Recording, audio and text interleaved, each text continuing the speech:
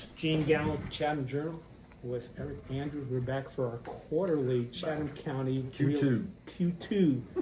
So we're right at the edge of Q2 Yep. roundup of what's going on in real estate here in Chatham County. As many of you know, Eric's lived here for like a bunch of years, Yeah. and I've been here for a bunch But of years. still, we have not been here long enough. That's right, because we're not old Chatham. We're not old. We're not old Chatham. I came here. I was here in '93. I beat you. I came here in 1988. Oh wow. So yeah, spent a few years in Lexington, Kentucky, then came back. Like Lexington, but it's an overgrown small town. All right, we got a list of things to talk about. We break this up usually in about 20-minute sections, so you don't have to watch everything. And of course, I put together an article on each one of the sections. So we're gonna have an agenda. Oh my gosh, we got loads of stuff here Got today. loads of stuff. Let's. And it's not all AI. What is Kmart? That's not Kmart. That's K Market. Not Kmart. What is K Market? K-Market is what we're in the midst of right now. It's a split market. And it means that there's a group of us that are doing very well, and there's a group of us that are having a lot of challenges. And so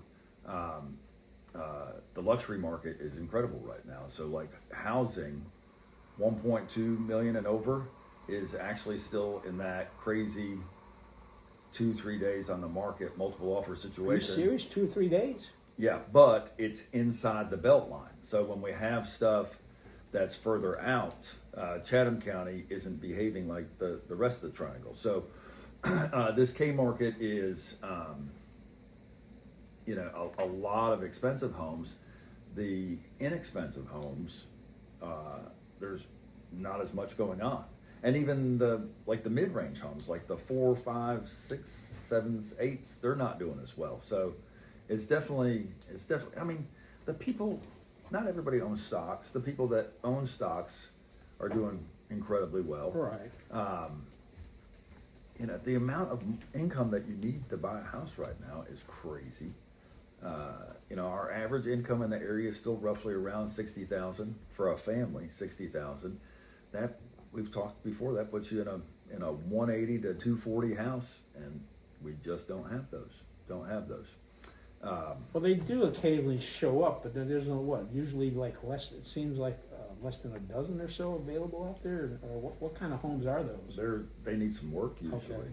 It's very rare for something to come up for sale in this area under 500 now, and it usually needs some work, and it's dated.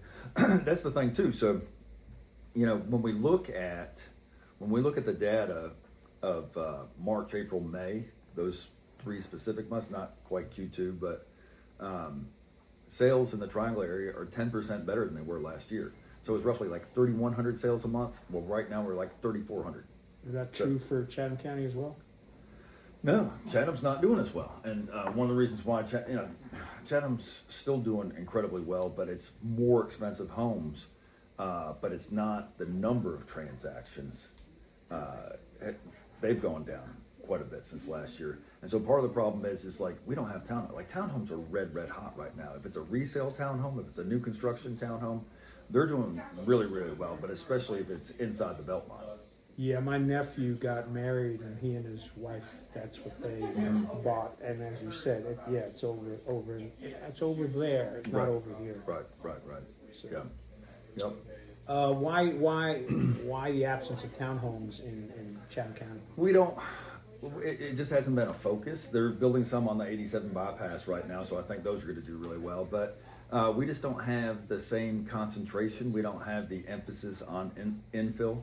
We're starting to see that in Pittsboro. We're starting to see that in Solid City. But you can't do a bunch of townhomes in a county area because there's no municipal sewer. Right. So you have to have that sewer infrastructure, and you really want to create the demand in infill. Like I had a piece of land, roughly 15 acres off of Strickland Road, and that was between a residential neighborhood and a Publix. Well, of course that's going to be townhomes. It's just a great situation for something like that. So are you facing the front of the Publix, or are you facing the loading docks behind the Publix? The townhomes are going to have a nice little wooded buffer area around them, so they're not facing anything. There you go. Now, why, again, you talked about why they're not behaving like the rest of the triangle. You mentioned the fact that townhomes, you're usually looking at water and sewer. What's the situation with the Tri-River water situation? Because they're expanding their facility. I know that Pittsboro, talked with a couple folks over there, they're planning to have a community tour of that facility sometime later this year. But what are you hearing about how Tri-River Water is fitting into providing those kind of services and that kind of water and sewer? I think we have availability. I think we have capacity. I think some people are getting a little bit of a sticker shock as far as the tap-on fees are concerned. I will say that when I deal with other municipalities and planning departments, and I look up what their tap-ons are, it is a lot more expensive in the Pittsboro, Chatham County area to tap on. Part of the reason because I was on the water board at one time, is that part of the reason because the buildings and the properties are so far apart? We are talking about Tri-Water and Yeah. tap-on fees and how Yeah. they're relatively Yeah. higher relative to everyone else. Well, yeah, and but there's some pretty big numbers. I mean, I've heard some people do the tap-ons here and everything, and I was shocked. I think some of the other stuff is, since they've acquired or are going to be managing the properties within Chatham County, some of those facilities need to be updated and upgraded. So that's what I'm also hearing. We'll probably have some more information on that a few months down the road, because as I mentioned, I've talked with the Tri-Water folks a couple weeks ago, and I'm going to try to provide a report as to what they're doing with the plant here in Pittsboro and also the facility that they're expanding down in Sanford, and that stuff is not cheap. No.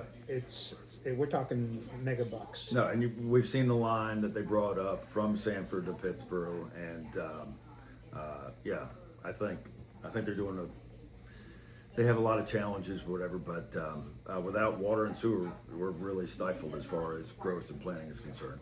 All right, now I've got on the notes here, it says biggest issue now is infrastructure, not demand. So what I'm hearing is there's the demand out there, it's just the infrastructure hasn't caught up yet. The plan is to have the infrastructure in there, but it's Right. not at that Right. point yet. Right, but there was commitments for capacity, and so there's an extra available capacity, and the future looks bright for increase in capacity as far as Pittsboro and Siler City is concerned. The thing that we're not going to have increase in capacity is where there is no infrastructure, and that is the whole entire rest of the county. Everything else that we have is privatized sewer. Right. So like Cole Park Plaza, that's private. Farrington, that's private. Briar Chapel, that's private. Governor's Club, Chapel Ridge, the Preserve, private. I mean, those are all, like, people think, oh, I have sewer. Well, for your purposes, you do have sewer, but it's not governmental. It's not municipal. Right.